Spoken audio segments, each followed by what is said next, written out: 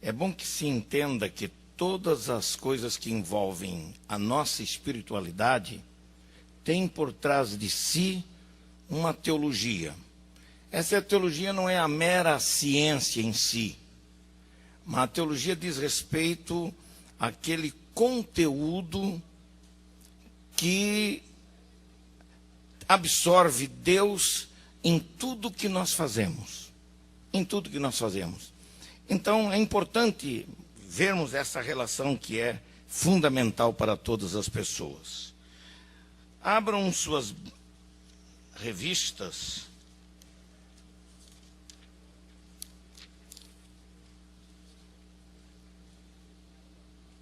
Na página 21 e 22.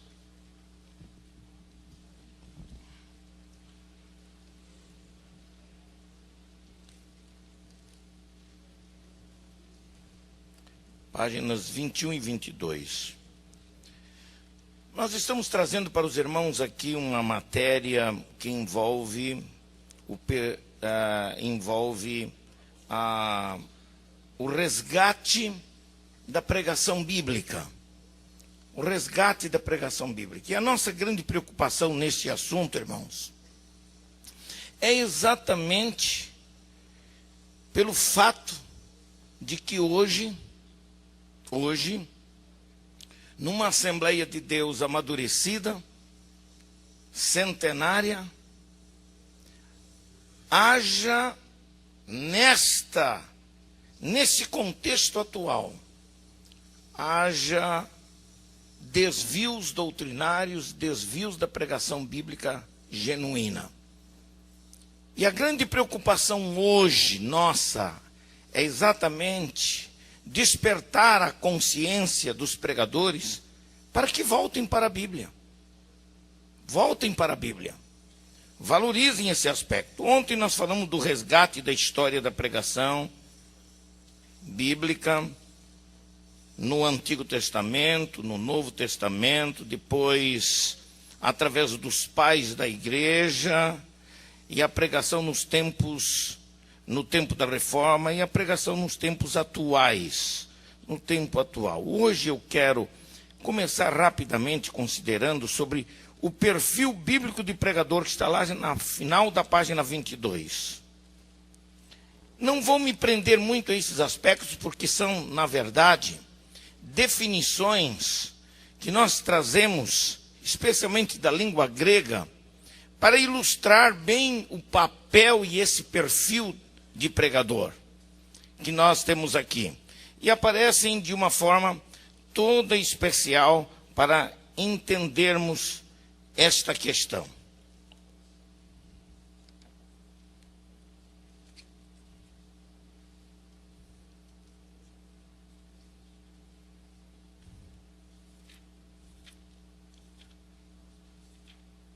O perfil bíblico de pregador. Está aí, final da página. Vários termos gregos, e quando usamos os termos gregos, usamos porque é a língua do Novo Testamento, e são palavras que definem melhor esse papel para compreendermos a dimensão da responsabilidade que o pregador tem ao ministrar a palavra de Deus.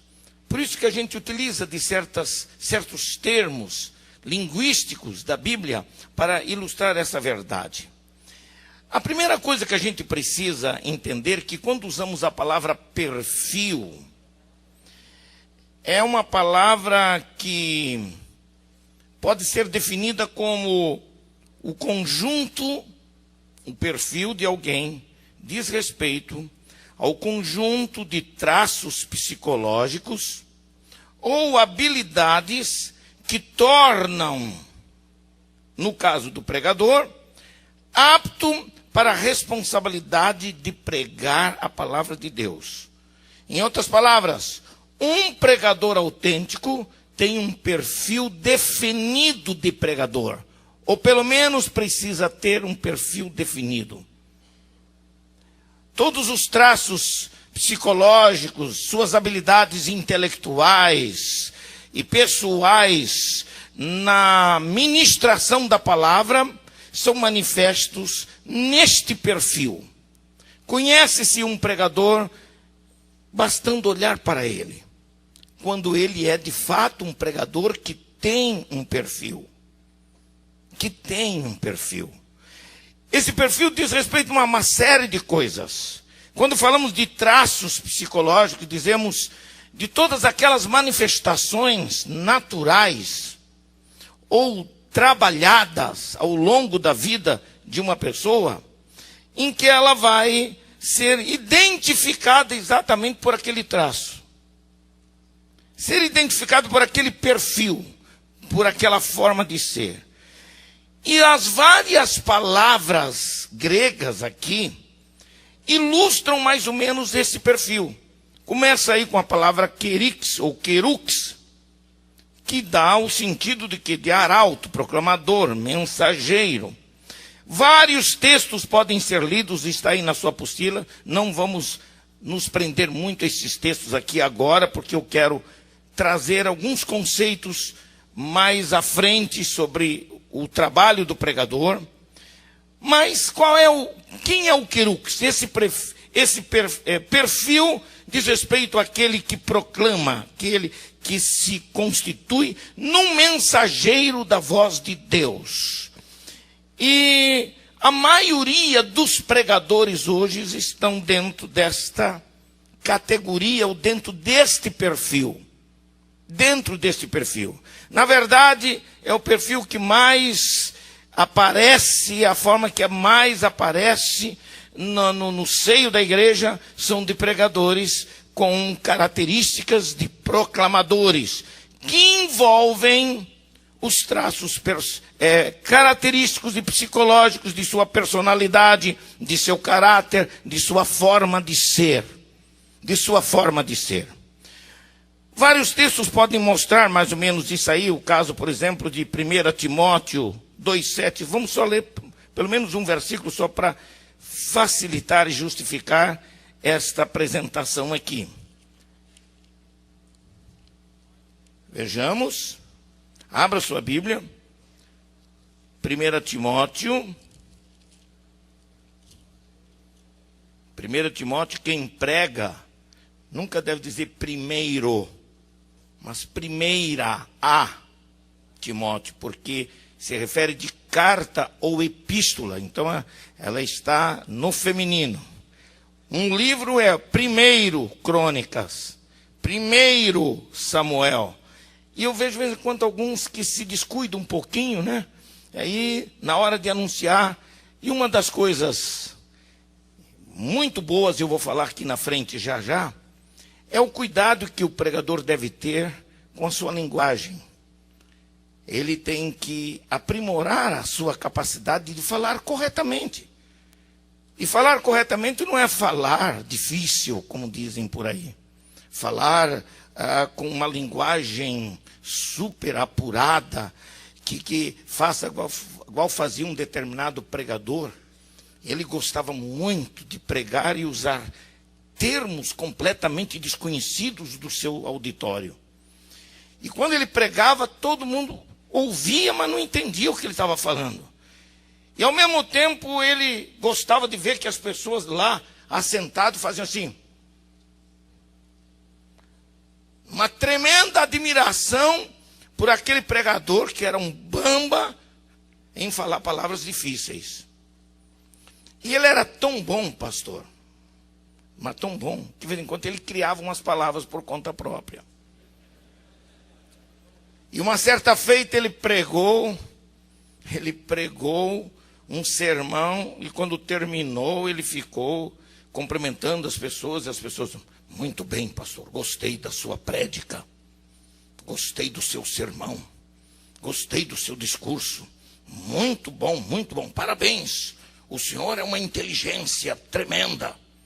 Aí foi, e vários foram passando, e veio um irmãozinho da igreja que não entendeu coisíssima nenhuma da mensagem, mas ficou admirado com a inteligência, né? E com a capacidade intelectual daquele. Pelo menos ele tentava mostrar algo que não tinha, mas chamava atenção, né?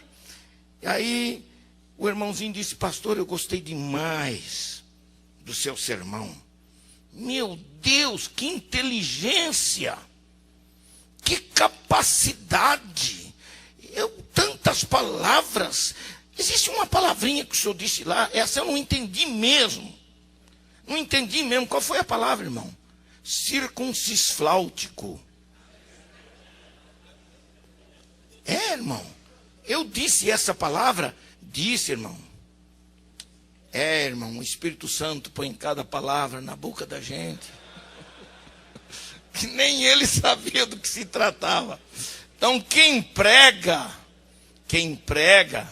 precisa aprender a pregar com conteúdo, mas com simplicidade, a ponto do doutor ouvir, entender, e o irmãozinho simples, que não tem informação nenhuma, nem o fundamental, também entenda a mensagem. Amém? Esse é um aspecto importante. Mas nesse perfil do Querux, nós temos bons pregadores que Deus tem levantado no Brasil, que são os proclamadores, os arautos, os mensageiros. Muito bem. Depois aparece dentro do mesmo, do mesmo caminho da comunicação, da palavra, dos que pregam, dos que ensinam, o chamado presbeu, que diz respeito ao embaixador. Presbeu não tem nada a ver com o presbítero aqui. Tem a ver com o embaixador, aquele que representa e fala por seu país ou pelo seu chefe superior, mas tem a obrigação de falar. E um bom embaixador precisa ter cultura suficiente e habilidade suficiente para representar com segurança a fala que o seu chefe faria. Nós somos embaixadores da parte de Jesus Cristo.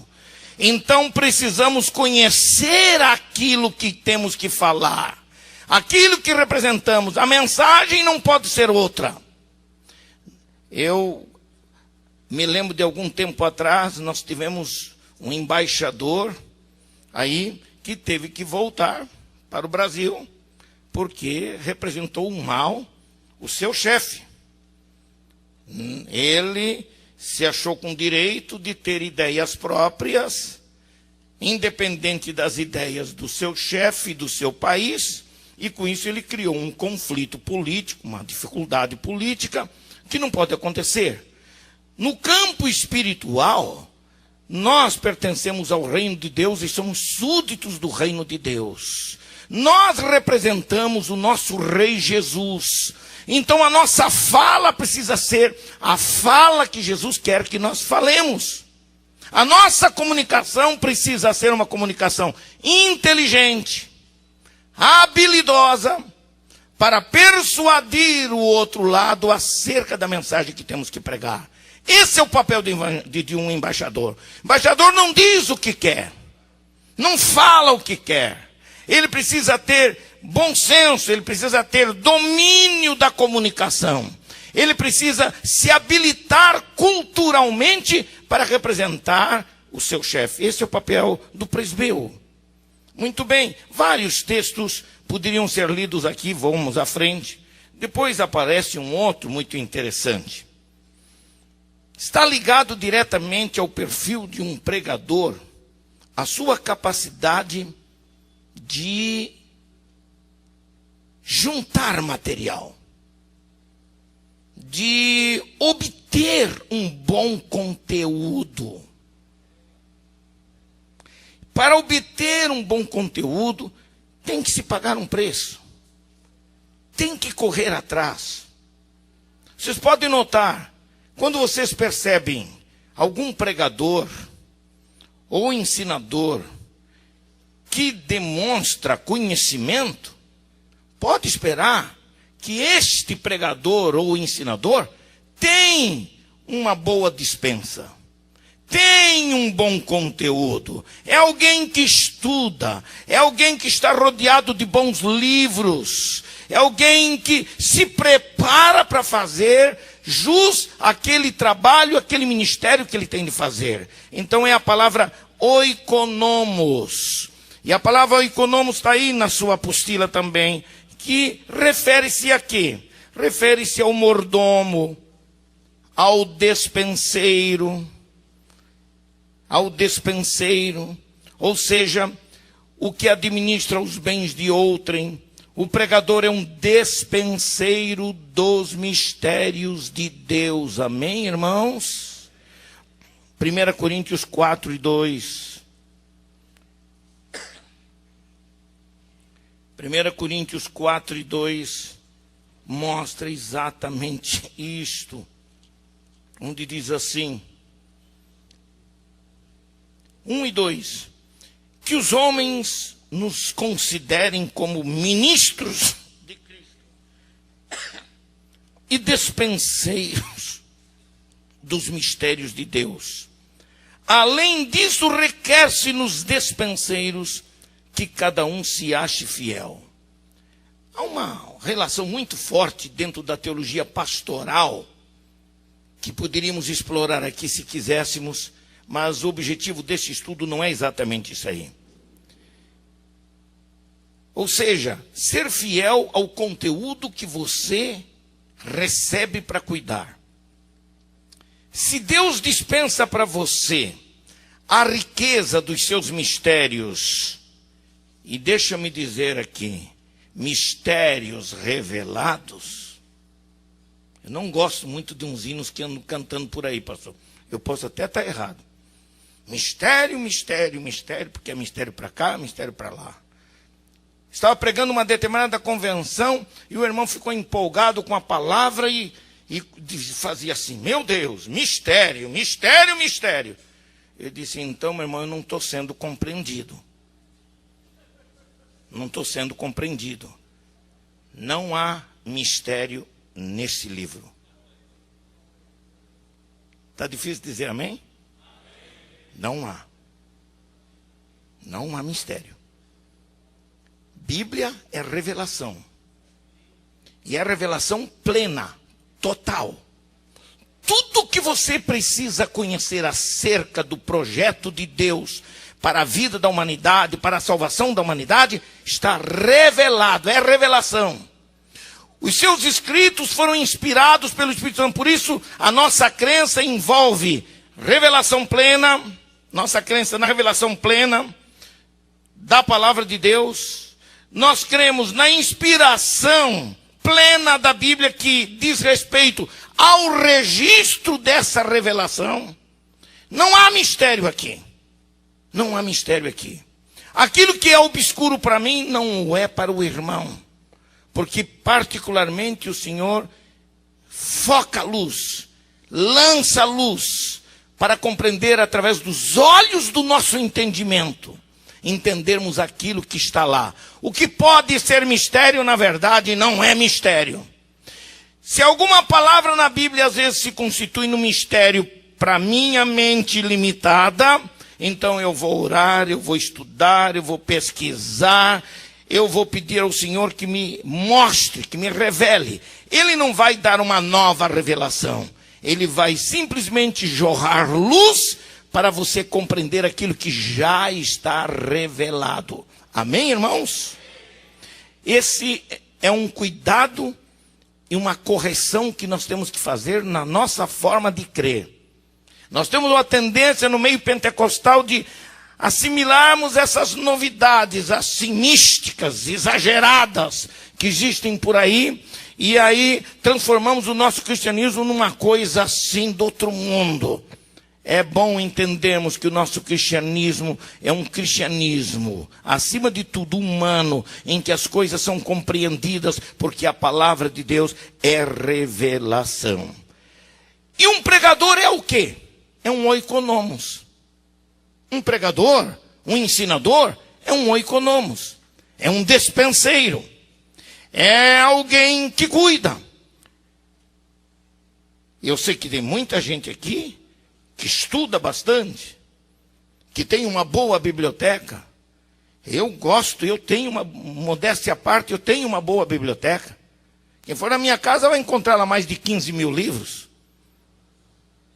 E não são livros jogados para tudo quanto é lado, não. São livros organizados para que eu possa pesquisar. Não tenho livro para enfeitar a parede de casa. Eu tenho livro para estudar, para pesquisar. Quanto mais eu estudo, mais descubro que não sei. Quanto mais eu sei que não sei, mais eu tenho necessidade de aprender. Eu acho que até morrer eu vou continuar aprendendo. E bem-aventurado é aquele que continua na presença de Deus um eterno aprendiz. Isso é fundamental. Agora, para eu ter o que dar, para eu ter conteúdo para as pessoas, eu não posso cruzar os braços. Eu tenho que ter dispensa. Eu tenho que ter conteúdo. E para ter um bom conteúdo e ter peso o meu ministério na palavra, eu preciso estudar, eu preciso pesquisar. Então, eu fico triste quando vou em algumas casas de pastores e vejo, às vezes, uma biblioteca. Uma vez eu fui numa determinada casa de um pastor, muito feliz pela casa bonita que Deus lhe deu. E aí ele tinha, assim, na sala, uma biblioteca com tudo quanto é coleção de tudo. E eu fiquei procurando onde tinha algum livro de teologia, algum livro devocional, alguma coisa. E tinha 2, 3 livrinhos por aqui. Aí eu pensei, bom, ele deve ser, ele tem tudo isso aqui na sala dele, ele deve ter um escritóriozinho. Aí me levou num escritóriozinho dele, não tinha nada, pastor. Nada. Eu confesso que fui tentado a dar os meus pêsamos àquele pastor. Porque eu fiquei imaginando o que é que aquele homem tem para dar à igreja, se ele não tem conteúdo, se ele não tem dispensa, se ele não para estudar, para ver, para descobrir as coisas que Deus tem para nós. Então, seja um bom oikonomos. Se você quer ser um bom pregador, um bom ensinador, seja um bom oikonomos, seja um verdadeiro mordomo dos mistérios de Deus na sua vida pessoal.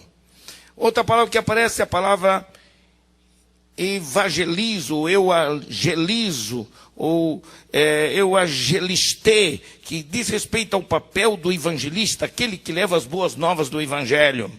Outra palavra que aparece relacionada à comunicação do pregador é o verbo lalel. Lalel é um verbo grego que significa falar, pregar.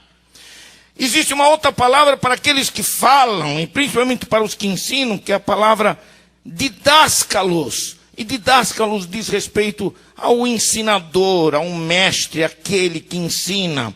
Ora, aquele que ensina deve se aplicar a estudar, deve se aplicar a fazer bem o seu trabalho de ensinador. Isso é bíblico, isso aparece lá na palavra de Deus. Enfim, eu poderia ler muitos outros, apresentar outros elementos aqui que se destacam na sua apostila, que podem representar o trabalho de um pregador, o perfil de um pregador. Mas eu quero chamar a atenção dos irmãos a uma coisa que se destaca especialmente para mim, que é no ponto de número 4, subponto 4, onde você vai encontrar ali sobre qual a função do pregador, que é e quem é o pregador. Os conceitos mais simples, as definições mais simples de pregador.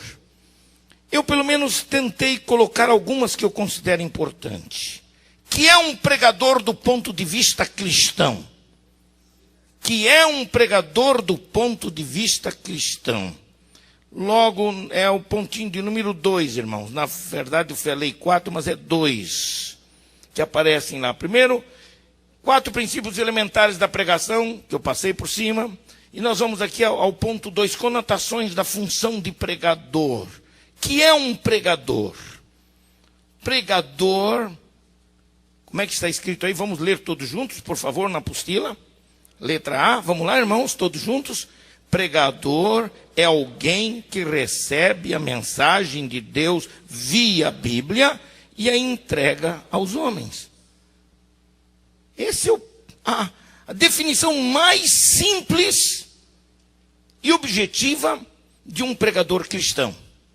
De um pregador cristão. É aquele que trata com Deus. É aquele que trata com Deus no ponto B, vamos lá. Pregador é o que trata com Deus os interesses dos homens e com os homens os interesses de Deus. Um verdadeiro ministério profético. O verdadeiro ministério profético que se revela aqui. Essa relação do pregador com Deus e com as pessoas. Em outras palavras, pregador do ponto de vista desse estudo, que eu chamo de pregador bíblico, é aquele que se constitui arauto das verdades inseridas e ensinadas na Bíblia. O que vem de encontro a alguns absurdos que têm acontecido nos últimos tempos. De pregadores que abandonam a Bíblia e vão em busca de subsídios, de livros seculares, de autoajuda e coisas semelhantes, e eles acabam confundindo valores espirituais com valores humanos. Nossa teologia tem se tornado uma teologia horizontalizada, que só se preocupa com o humano, tem se tornado uma teologia muito humanista, e com isto, esses valores, é assim que nasceu, especialmente, as ideias e as teologias dentro do neopentecostalismo. Começou por aí. Doutrina da fé completamente distorcida da verdadeira doutrina da fé na Bíblia, as ideias centradas no homem, as mensagens são muito antropocêntricas, muito voltadas para o homem, o que o homem pode fazer, você é o bom, você é o tal, a vitória está com você, você que é o bamba, etc. Mais ou menos assim. E os princípios bíblicos nos mostram exatamente diferente. Pregador cristão autêntico é aquele que não foge da mensagem bíblica, não viaja pelos meandros de pseudo-teologias baseadas em filosofias meramente humanas, como vem acontecendo ultimamente. Lamentavelmente. Pregador é aquele que submete seus ouvidos e seu coração à palavra de Deus e a transmite com fidelidade. Minha oração contínua e diariamente eu oro a Deus: Senhor, não me deixa dominar pela presunção de pensar que eu sou mais do que a tua palavra. Me faça apenas canal da tua palavra. Eu quero ser fiel à tua palavra. Eu não preciso inventar nada para ter sucesso no ministério. Se eu quiser ter sucesso no ministério, ele é válido, é até aceitável, desde que eu nunca esqueça de que eu sou apenas o canal, de que eu sou apenas o instrumento que Deus vai usar, que eu sou apenas o servo, mas a glória, o Senhor da palavra é Ele. Ele é o Senhor de todas as coisas. Por isso, quer ter sucesso como pregador? Então submeta seus ouvidos a ouvir a voz de Deus. Submeta. Ouça a voz de Deus quando lê a Bíblia. Ouça a voz de Deus quando está orando. Mas ouça a voz de Deus. Não finja espiritualidade que não tem. Não tente acrescentar à sua espiritualidade experiências extremas e experiências que não dá nem para achar uma palavra parecida, como alguns gostam de contar uns negócios assim, mirabolantes, aquela coisa e tal. É assim que eu tenho visto acontecer. Eu conheço um grupo de pregadores assim hoje, conheço um grupo que agora está se desfazendo, que entrou por um caminho de fanatismo, de vaidade, porque eles resolveram passar para o povo a ideia de que eles tinham uma mensagem de Deus de forma direta. Então eles criaram situações e experiências. Teve um determinado grupo aí que entrou nessa história de arrebatamento de espírito, e todo mundo queria fazer uma viagem interplanetária aí, para ir ao céu, para falar com Deus, para falar com o Espírito Santo, e até para reuniões, entre aspas, reuniões da corte celestial.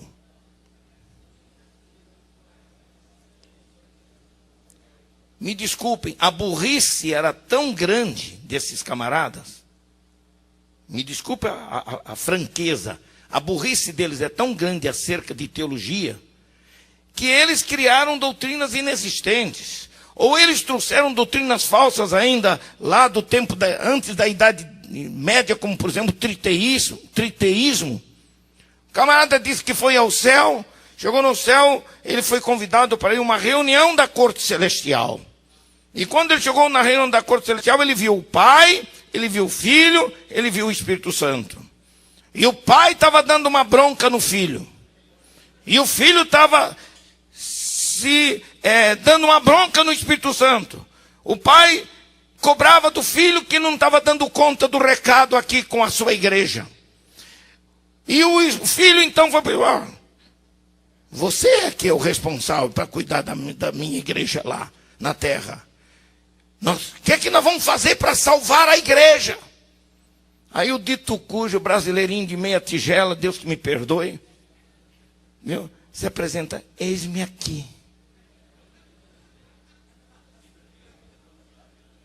Dá para engolir um negócio desse? Prega uma falsa doutrina. Ele não vê a Trindade representada num só Deus, ele vê três distintamente. Não sei como é que ele viu o Espírito Santo. Ele vê três elementos e depois aparecia. Aí ele se tornou aqui um tipo de... Quase que só faltou criar uma empresa de turismo para ir ao céu e voltar. E o céu voltar. Vendo quando um pastor chegou para mim e disse: pastor, eu chorei muitos dias. Meu Deus, eu tenho muita vontade de ser arrebatado em espírito, porque eu quero ir lá no paraíso, eu quero ver, eu quero falar com o Senhor. Eu falei com fulano, mas ele disse: não, eu tenho que perguntar ao anjo. E o anjo, então, tinha um anjo lá, que tinha até um nome que não está na Bíblia. Não está nem na Bíblia. Aí o anjo disse: eu vou pensar no caso dele e tal. Não, mas olha, ele é gente boa. Deixa ele decidir isso aí. Aí daqui a pouco vinha: olha, o anjo concordou e você terá a oportunidade de ir. Foi numa determinada reunião de oração e lá era um monte de gente indo e subindo. Ora, nós sabemos que arrebatamento de espírito na Bíblia não é uma doutrina. É uma experiência, é uma manifestação espiritual que pode acontecer. A Bíblia não condena nem diz que não pode acontecer, mas não é uma necessidade. Nós não precisamos ir ao céu para tomarmos conhecimento das coisas. Nós temos o Espírito Santo que vive na igreja, suficientemente capaz de nos revelar tudo o que nós precisamos saber. O que é que eu quero dizer com isso? São pessoas que se perdem para poder chamar a atenção e mostrar para as pessoas e convencer as pessoas de verdades que eles não vivem ou de conceitos e ideias que eles desconhecem. Então, seja fiel ao Senhor, submeta seus ouvidos e coração à palavra de Deus, e você será um pregador produtivo, abençoado pelo Senhor de modo especial. Pregador é aquele que, eu vou usar uma força de expressão, mas aceitável teologicamente. Pregador é aquele que encarna o Logos divino na sua própria vida.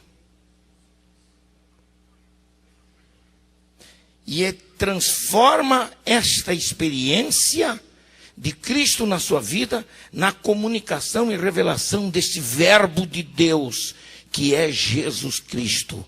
Quando pregamos ao Senhor Jesus Cristo. E quando eu encarno a verdade que é Jesus, e a verdade representada pela sua palavra, significa que em todas as minhas entranhas e forças morais, intelectuais, físicas e psicológicas, quando elas estão inteiradas nisto, então eu posso ser usado por Deus. Você não precisa ser anormal. Você não precisa ser um alienígena espiritual. Você pode ser exatamente uma pessoa normal pregando a palavra de Deus. Amém, irmãos? Há uma outra coisa importante sobre a pregação, que eu chamo de a relevância da pregação bíblica. A relevância da pregação bíblica. Abra sua Bíblia em Romanos. Romanos no capítulo 1. Romanos no capítulo 1. Versículos 14 e 15, que nos diz assim: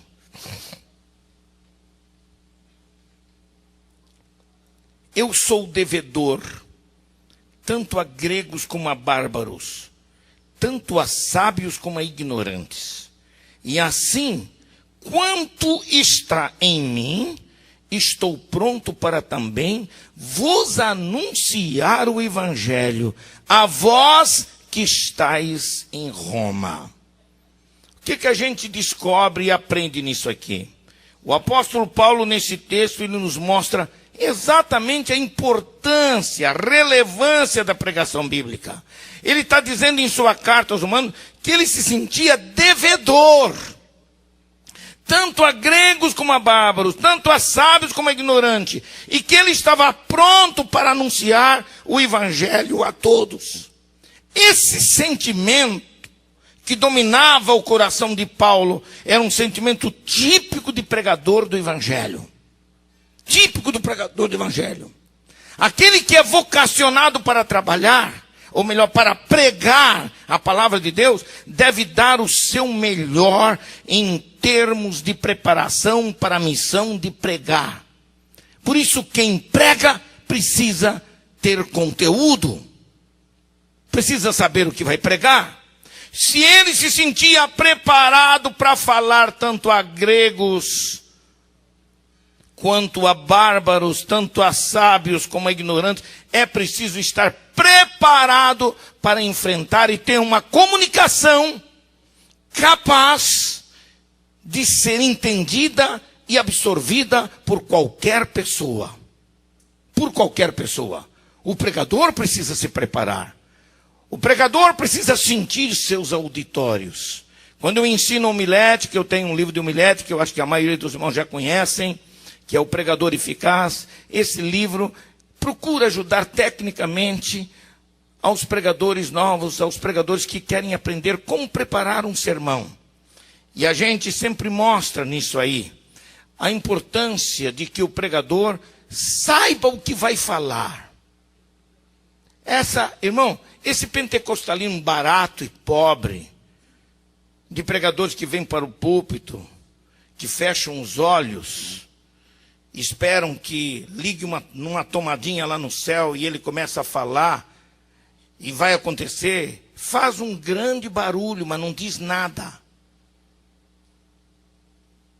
Pregador, na unção do Espírito, se prepara para pregar. Sabe o que vai falar. Tem domínio das suas emoções na hora de pregar. Não se perde no meio do caminho. Ele tem começo, meio e fim na sua pregação. Agora, aquele que pensa que vai receber de Deus e tal, e faz muito barulho, só faz barulho. Porque nunca vai ter nada para dizer. Lembra-se que, acima de tudo, o nosso culto é racional. E a nossa preparação também é racional. Significa, eu tenho que estudar, eu tenho que me preparar, eu tenho que pagar o preço. Eu passo muitas madrugadas preparando esboços de estudos bíblicos, porque eu sinto o peso da minha responsabilidade para pregar e ensinar a palavra de Deus no Brasil. Porque eu sei que eu não sou tão bom assim, que eu posso simplesmente cruzar os braços e só chegar e vou falar. Eu pago o preço. Pago o preço quando estou viajando. Quando estou no quarto de hotel, a maioria das vezes, a não ser que eu esteja muito cansado, eu tenho lá o meu notebook, eu tenho lá as minhas anotações. E enquanto estou aqui, eu já escrevi quase 2 capítulos do novo livro que tem que sair pela casa publicadora junto com a revista de escola dominical. O que eu quero dizer com isso, com os irmãos? Que eu sei que para ter conteúdo, para escrever alguma coisa, para pregar alguma coisa, eu preciso estudar, eu preciso me preparar. A minha mala, ela pesa mais com os livros que eu levo comigo para cá e para lá. Por isso que é difícil eu trazer livro meu para vender. Muito difícil trazer livro meu para vender. Eu trago são outros livros para pesquisar, para estudar, e orar a Deus, e pedir a misericórdia do Senhor. Chego em casa, vou direto para o escritório. Dá duro, por quê? Porque tenho pouco tempo, porque tenho logo que viajar. O que eu quero dizer com essa experiência minha pessoal? Quero dizer de que eu tenho consciência dos meus limites. A minha autocrítica me diz que eu não sou tão bom assim, que eu não preciso mais estudar, que eu não preciso mais trabalhar. Não basta ter um bom nome. Para ter um bom nome é preciso manter, e para manter um bom nome é preciso pagar o preço. E até a vinda do Senhor, ou até o meu último suspiro de vida, eu quero fazer uma coisa que eu recebi como um pedido especial do meu pai no leito de morte. Meu pai, que foi um pioneiro da obra pentecostal, um pregador e ensinador. Meu pai estava no leito de morte. E um dia ele, no final de tudo, depois de uma experiência que eu tive com ele, conversando com ele, ele me chamou e disse: meu filho Nai, eu sei que agora eu vou me encontrar com o Senhor Jesus. Eu sei que o Senhor não vai me tirar desse leito de enfermidade, mas eu estou com a minha consciência tranquila. Pega a minha Bíblia, meu filho. Eu peguei a Bíblia do meu pai que estava ao lado. Dei na mão dele, ele não tinha força para segurar a Bíblia. Tão fraquinho que estava. E ele disse para mim assim: meu filho, eu segurei essa bandeira e não deixei cair no campo de batalha. Eu estou passando para você.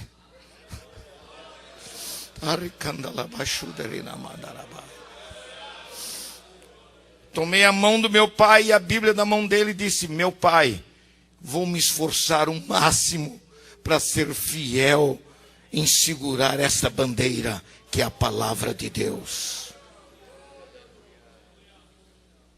É preciso isto. É preciso isto.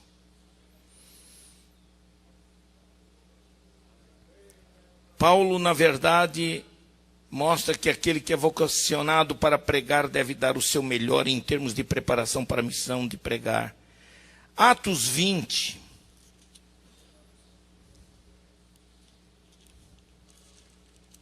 Atos 20 e versículo 28 diz assim: olhai, pois, por vós e por todo o rebanho sobre que o Espírito Santo vos constituiu bispos para apacentardes a igreja de Deus que ele resgatou com seu próprio sangue. Ou seja, é preciso estar preparado para cuidar do rebanho de Deus. Mas no versículo 27 ele diz assim: porque nunca deixei de vos anunciar todo o conselho de Deus. O compromisso do apóstolo era antes de tudo com o conselho de Deus, com a palavra de Deus, sem acrescentar, sem inventar. De vez em quando a gente estuda um pouquinho de teologia contemporânea, a gente percebe que alguns críticos literários de teologia, alguns teólogos modernos, chamados liberais, eles criticam tremendamente o apóstolo São Paulo. Diz que Paulo era altamente influenciado por algumas filosofias gregas, do gnosticismo e de outras coisas mais. E eu não vejo assim. Na verdade, Paulo foi o maior combatedor do gnosticismo nos seus dias. Porque a tentativa é desfazer. É por isso que eles nem acreditam que a Bíblia é a palavra de Deus. Eles acreditam que a Bíblia contém a palavra de Deus, porque se acham com direito de criticar. Eu creio na inspiração plenária da Bíblia, e eu creio que a Bíblia é a palavra de Deus. E tudo que está aqui escrito não cabe a mim agora discutir de uma forma em que eu tenha que desfazer. Eu preciso acreditar que pregar a palavra é preciso ter esse mesmo sentimento que dominava o coração do apóstolo São Paulo. A responsabilidade é enorme de quem prega.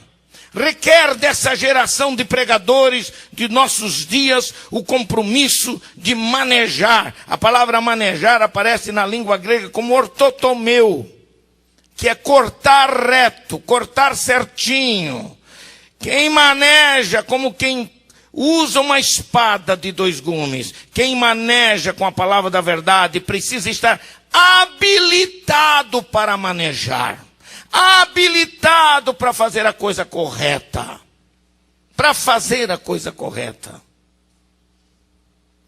Vivemos numa época, hoje em dia, em que os absolutos da fé têm sido relegados a um segundo plano.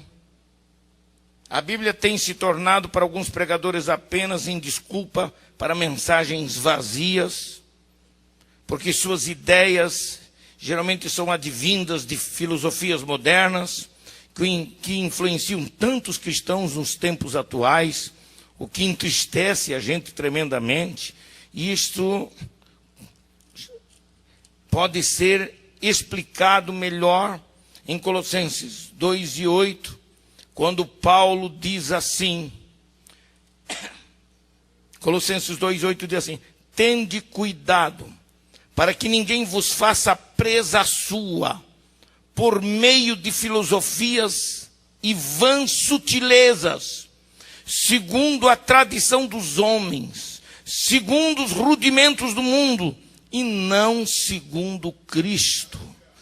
Precisamos cuidar com aquilo que pregamos, com aquilo que anunciamos, com o conteúdo que nós temos, para podermos comunicar ao povo de Deus, comunicar às pessoas. Esse é o tempo que vivemos, onde a palavra, a verdade é relativizada. A valorização dos sentimentos hoje está maior em detrimento da racionalidade da palavra de Deus. No meio pentecostal, nós sempre estamos lá no limiar entre a emoção e a razão. E quando eu percebo o exagero que se dá às emoções em detrimento da racionalidade da palavra de Deus, eu me assusto. Olha, irmãos, tá difícil de engolir umas coisas por aí, viu? Tá difícil. Um pregador, num determinado lugar aí, chegou e ficou olhando para a mão assim. Meu Deus, meu Deus, meu Deus, o que é que eu estou vendo? O que é que eu estou vendo? A unção está aqui na minha mão, está aqui. Aí olhava para o auditório, para algumas pessoas. Você quer um pouco da minha unção? Aí eu quero. Então venha receber. E vinha aquele monte de gente que se jogava nos pés do pregador. Era o cancã da festa. era o rei da cocada preta. Quem é que diz que unção é isto aí? Quem é que diz? Outros, um dia fui pregar numa outra igreja. Aí alguém disse para mim assim: o senhor vai ver um homem poderoso. Poderoso. Ele é chamado Canela de Fogo. É o Canela de Fogo. Ah, é? Aí apareceu, o camarada veio lá, sim, com uma carinha de humildezinho. Paz do Senhor, paz dos irmãos. Graças a Deus estou aqui.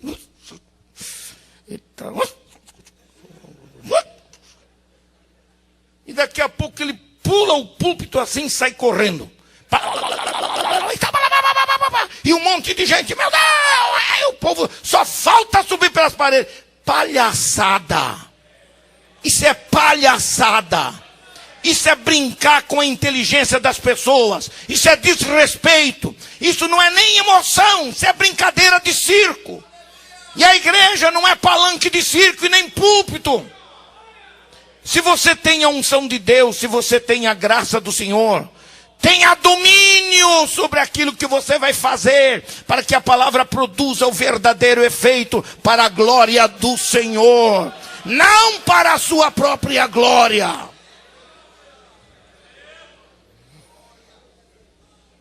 É lamentável que isso aconteça.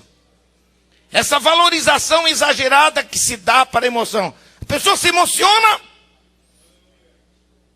Algumas pessoas até que são usadas por Deus, às vezes, no campo da profecia, às vezes são usadas. Mas às vezes elas tentam usar o Espírito Santo, manipulam com o Espírito Santo. Porque entregam uma mensagem que não tem nada a ver com nada. E sai por aí. Eu creio em profecias, viu, irmãos? Eu creio na manifestação dos dons espirituais na igreja. Mas eu não aceito, particularmente, não aceito meninice. Não aceito coisa que não tenha peso bíblico. Coisa que fuja dos princípios que regem uma liturgia verdadeiramente santa na vida da igreja. Aí o camarada sai por aí, desaforando todo mundo. Eu fui numa determinada igreja para pregar, e aí eu comecei, anunciei, disse: vou pregar a palavra, o título da minha mensagem é este, o texto que nós vamos ler é este. Eu li o texto, entrei na introdução da mensagem, daqui a pouco alguém lá resolveu profetizar. Aí alguém já saiu com um microfone sem fio, foi lá. O irmão tomou 15 minutos do meu tempo. E eu estou na igreja dos outros, fico quietinho, né? Engolindo seco. Eu estou lá esperando, e o cara falou de tudo. Qualquer coisa que não tinha nada a ver com o culto. Não tinha nada a ver com o culto. Sabia-se perfeitamente que era mera exibição. Aí, muito bem. O irmão terminou, aí o irmão veio. Eu perguntei: quem se lembra do título da mensagem que eu vou pregar? Ninguém se lembrava mais.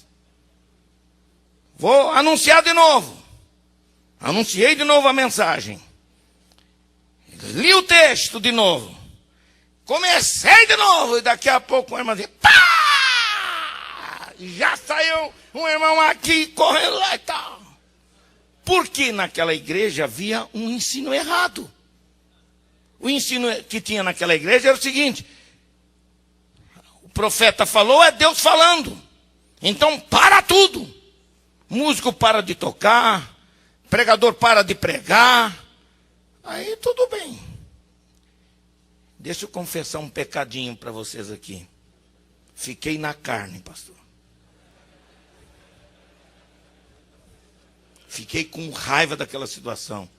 Achei que era desaforo ao Espírito Santo e também a mim, que era o profeta naquela hora, mas perdoei meu coração porque eu vi que era ignorância.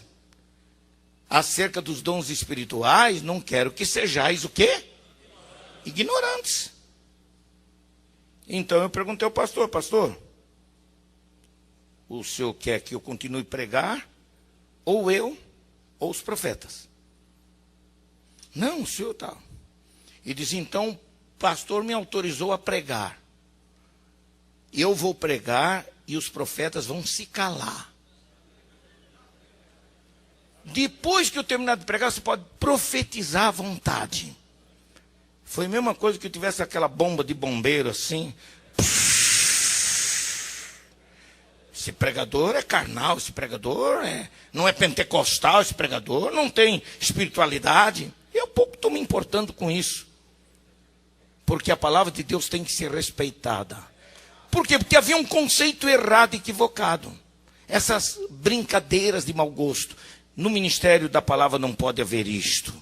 É preciso que a gente aprenda a controlar. Por isso que Deus dá autoridade aos seus ministros, desde que eles tenham conhecimento para saberem controlar. Eu até às vezes digo o seguinte, pastor, eu até aceito 10% de meninice num culto que eu possa controlar, do que nenhuma meninice e um monte de crente formal e frio. Né? Então, qualquer radicalismo é perigoso. Qualquer radicalismo. É preciso que haja um equilíbrio. E que o crente que está aí saiba o que está fazendo. Saiba por que está fazendo. O conceito era equivocado. Ora, se o espírito do profeta é sujeito ao profeta, significa que o profeta sabe o que vai falar e sabe quando ele pode e deve falar. Pelo menos deve saber. Não é essa coisa que liga numa tomadinha e o camarada tem que falar. Me sentei ao lado de alguém uma vez que dizia que era pregador. Aí puseram esse irmão do meu lado, ele sentou, sério, assim, duro. Daqui a pouco ele fazia assim. Olhava para mim, arregalava o olho.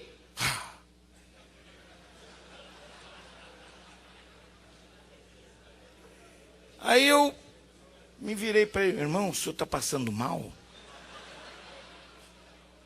Não, irmão, é o Espírito Santo. Não, meu irmão, isso não é Espírito Santo. Isso não é Espírito Santo. Tome cuidado, não brinque com coisa séria. Essas brincadeiras. Quem é que diz que você tem? Isso aqui não é sessão espírita. Culto é sessão espírita, irmão, onde um espírito entra numa pessoa e a pessoa tem que estribuchar, tem que arregalar os olhos, tem que sair pulando, tem que fazer... Não. Você tem direito à alegria. Você tem direito a expressar a sua alegria. Você se alegra, um bate palma, outro levanta a mão, outro chora, outro grita, outro põe a cabeça no meio dos joelhos. É perfeitamente aceitável, mas isso não pode se transformar em regra. Em regra. Que para o Espírito Santo manifestar, você tem que arregalar os olhos, que você tem que estribuchar, que você tem que sair pulando. Não é. Não é regra. Essas verdades, e tem pregadores que são especialistas em provocar isso para depois eles ficarem. Um determinado pregador chegou, foi anunciado que ia pregar, ele estava quietinho, não dizia amém para nada do que estava acontecendo no culto. Aí na hora que anunciaram ele como pregador, entregaram o microfone na mão dele lá sentado. Ele estava sentado.